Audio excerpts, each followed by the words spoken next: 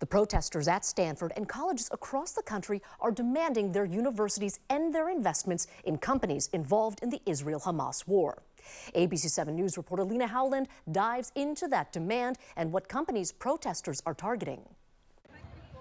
A cardboard cutout of Stanford University president Richard Saller with blood on his hands and signs calling for divestment are greeting newly admitted students at Stanford's Spring Admit Weekend. We want Stanford University to pull all of its funding from companies that are helping facilitate Israeli war crimes. It's unclear how many students slept here Friday night, but more than 24 tents are still set up on the campus's White Plaza.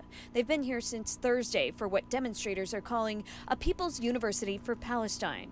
This demonstration drawing support from this parent of an incoming political science student here visiting from Georgia. So it appealed me, let's go, I have a couple of hours and offer them whatever help I can do for them, being a parent. Adriana, a Stanford junior and spokesperson for the group, says they're aligned in solidarity with other schools nationwide. They're demanding Stanford separate itself from any companies or organizations advancing military efforts in the Israel-Hamas war.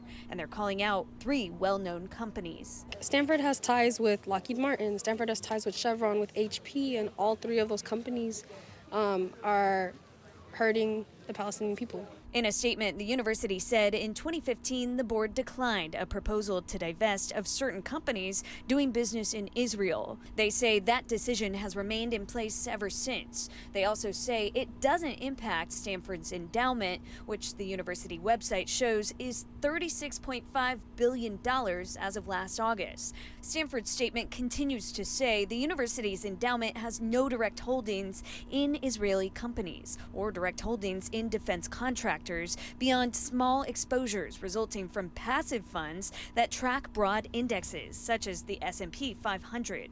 But students say they want more transparency. Stanford refuses to disclose its investments, like where it puts its money, and that's another thing we would like the school to do.